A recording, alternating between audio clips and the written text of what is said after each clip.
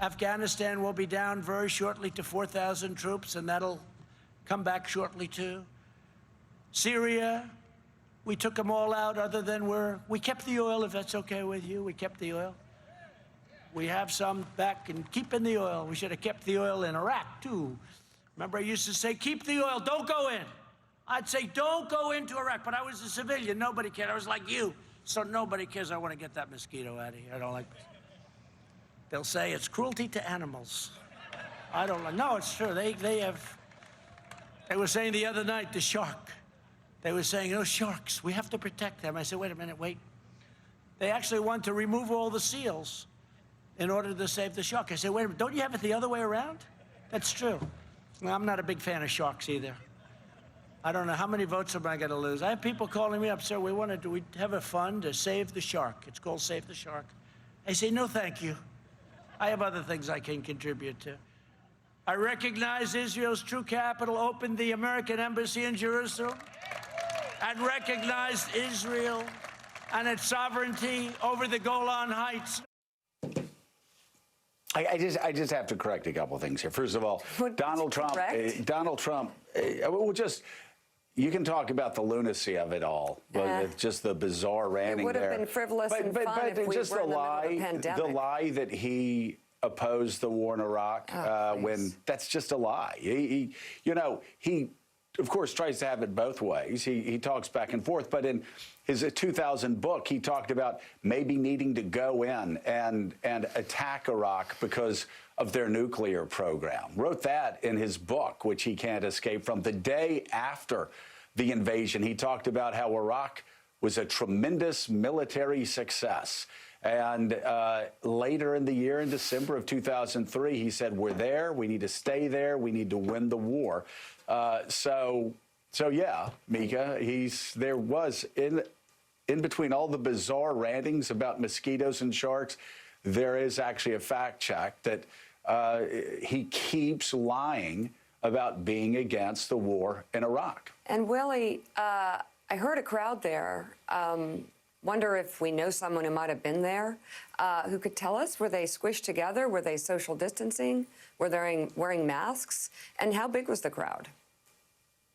Yes, we do have someone. First, I just love the idea that someone cold called the President of the United States, got through the White House switchboard, got to him in the Oval Office and said, hey, we're with the Shark Group. Do you want to donate to the Sharks? And he said, no, thank you, and slammed down the phone. By the way, I'll just point out, the president, basically, they're confirming what Stormy Daniels told us in an interview, that he does not like sharks, said they were in a bungalow in Beverly Hills one time. He was watching Shark Week and went on and on about how much he hated sharks. So confirmation there of Stormy Daniels' story. Let's Did it again yesterday. Yeah, let's bring in Jonathan Lemire. He's the White House reporter for the Associated Press. Jonathan, you were on that trip. You can get into the details of sharks and mosquitoes if you like. But first, what was the event like? And the president, while Joe Biden was looking to the future and painting a more optimistic picture, went back to this theme of effectively American carnage, suggesting that if Joe Biden is elected, we will see more of what we see in the streets of places like Portland, Oregon. We should point out that Donald Trump is president. This is Donald Trump's America right now. It is. And Willie, I'm going to start with the sharks, obviously. The president, his dislike for sharks is well known. And yes, in that same 30 seconds, he came out against mosquitoes, he came out against sharks, but later he reiterated his desire for much more water pressure in the shower. And I have to say, an anti-shark, anti-mosquito, pro-water pressure platform, that's pretty potent. That's a pretty potent political combination. That's pretty good. But yes, yesterday was the president's visit to just outside Scranton, Pennsylvania, Joe Biden's birthplace, in his effort of real in-your-face counter-programming, a troll move, if you will, to try to rattle Biden on the day of Biden's big speech. And he delivered it at in front of a couple hundred people who were, Mika, I would say, half about wearing masks, not totally socially distanced, maybe 3 or 4 feet rather than 6. This is what we're seeing now. The campaign has abandoned the efforts to have large rallies. Instead, they're having smaller events. Some have been at airport hangars. This one was outdoors. where he can still get in front of a couple hundred people. It has some of the trappings of a rally. This was a campaign event, not an official White House event, and deliver what would be his rally speech. He spoke for over an hour. And yes, though we showed some lighter moments there, perhaps, in terms of his stances as certain members of the animal kingdom, this was a speech where he hit on a lot of dark notes. He really, real contrast from the light that Joe Biden made the center of his speech hours later, including talking about the state of bloodshed and anarchy in a couple of American cities. And let's listen to a few moments from the president right now.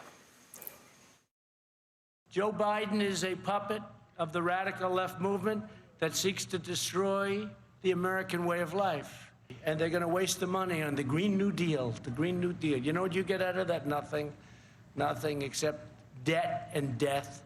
If you want a vision of your life under Biden presidency, think of the smoldering ruins in Minneapolis, the violent anarchy of Portland, the bloodstained sidewalks of Chicago, and imagine the mayhem coming to your town and every single town in America. You're not going to have law and order. Secure your ballot. Absentee ballots are good. But the stuff where they take millions and millions of ballots and send them all over the place, we'll grab it and we'll just put them in a big pile. So this is just a way they're trying to steal the election. And everybody knows that. Because the only way they're going to win is by a rigged election. I really believe that. They want to cancel you, totally cancel you, take your job, turn your family against you for speaking your mind, while they indoctrinate your children with twisted worldviews that nobody ever thought possible. And it's these dystopic themes that we've heard more and more from the president in recent days, trying to paint Joe Biden as a puppet of the radical left, trying to suggest that the violence that we've seen in some American cities, which again, mind you, currently Donald Trump is president of those American cities, would be more widespread were Joe Biden to take office. And Joe, most importantly, that perhaps that soundbite we played just there, again suggesting that the only way that he could lose this election would be if it were rigged, if it were stolen. He said something similar in Wisconsin on Monday, and that is the theme. We've heard him rail against mail-in voting. We've heard him talk about, assert with no evidence that there'd be widespread fraud. He's sowing the groundwork. He is trying to plant the seeds for chaos this November.